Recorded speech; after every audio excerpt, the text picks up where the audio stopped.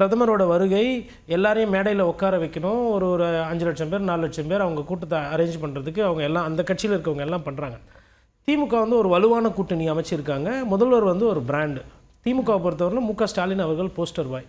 அப்போது ஒரு வலுவான போட்டி இருக்கும். அந்த வலுவான போட்டிக்கு தேவைப்படுற டீமு, அதற்கேற்ற ஆயுதம், அதற்கேற்ற வியூகம், அதற்கேற்ற கூட்டணி, அதற்கேற்ற பேசுபொருள், இதை நோக்கி அதிமுக பயணம் பண்ண ஆரம்பிச்சிருக்கு. இல்லை, நீங்கள் சொன்ன மாதிரி இந்த கூட்டணியை இறுதி செய்ததன் மூலமாகவே அதிமுகக்குள்ளே இந்த பிரிவுகள் இல்லை அப்படின்ற ஒரு பிம்பமோ அல்லது பாமகவில் அப்படியான ஒரு பிரிவு இல்லை அப்படின்ற ஒரு முடிவுக்கோ வந்துடுற ஒரு சூழல் ஏற்பட்டுருச்சுன்னு நினைக்கிறீங்களா? இல்லை, பிரிவுகள் கண்டிப்பாக இருக்குங்க. இப்போது ஒரு தொகுதியில் வந்துட்டு ஒருத்தர் எம்எல்ஏ இருப்பார், சிட்டிங் எம்எல்ஏ. அவருக்கு சீட்டு கொடுக்காம நீங்கள் இன்னொருத்தர் கொடுக்கும்போது எம்எல்ஏக்கு சாதகமானவர் அந்த தொகுதியில் வேலை செய்ய மாட்டார். மைக்ரோ லெவலில் போகும்போதும் சரி, மேக்ரோ லெவலில் போகும்போது பிரிவினை என்பது இருக்கும்.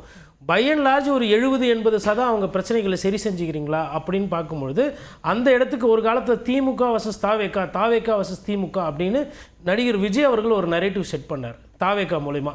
அதை வந்து அவர்கள் பேசுபொருளாகவும் அது ஊடகத்துலேயும் அது பத்திரிகை செய்திகள்லையும் விஜய் விஜய் விஜய் அப்படின்ற மாதிரி இருந்தது அந்த தோற்றம். அந்த தோற்றத்தை அதிமுக வந்து ஹலோ எக்ஸ்கியூஸ் மீ, நாங்கள் பிரதான கட்சி, திமுகவை எதிர்த்து அரசியல் எப்படி பண்ணுன்றது எங்களுக்கு தெரியும், அதுக்கு தான் எங்களை நேர்ந்து விட்டுருக்காங்க, நாங்கள் இனிமேல் பார்த்துக்குறோம் அப்படின்னு சொல்லிட்டு அந்த பொசிஷனை, அவங்க விட்ட பொசிஷனை ரீக்ளைம் பண்ணுறாங்க.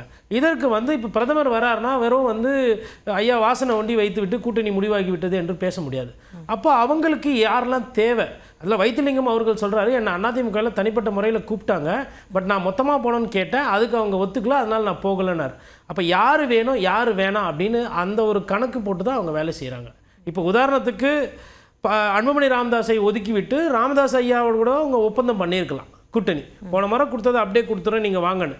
ஆனால் அவங்க வந்து பிக் அண்ட் சூஸ் பண்ணுறாங்க, இவங்களா இவங்களான்னு போது. அதனால தான் பார்த்தீங்கன்னா இப்போ இந்த நிமிடம் வரல டிஎம்டிக்கு அந்த பிக் அண்ட் சூஸில் ஒரு முக்கியமான ஒரு கட்சியாக அதிமுக பார்க்கவில்லை, இல்லை பிஜேபியும் பார்க்கல. அப்படி இல்லைன்னா டிஎம்டிகேல எந்த பிரச்சனையுமே இல்லை. பாட்டாளி மக்கள் கட்சியில் உட்கட்சி பிரச்சனை இருக்குது, கட்சி பிளவுபட்டு இருக்குது.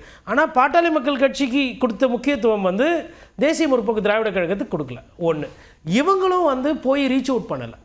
அதாவது இங்கேயும் பேசுகிறது அறிவாலயத்திலையும், அப்புறம் ஔவை சண்முகசாலையில் தலைமை கழகத்திலையும் பேசுகிறது, அப்புறம் விஜய் பற்றியும் எதுவும் ஒரு கிரிட்டிசைஸ் பண்ணுறதோ இல்லை பாராட்டுறதோ கிடையாது. அப்போ அந்த டைமை லூஸ் பண்ணிகிட்டு இருக்காங்க நிறைய பேர். இவங்க ஆல்ரெடி லூஸ் பண்ண டைமை வந்து இப்போ லூஸ் பண்ண தயாராக இல்லை, வேகமாக போகிறாங்க.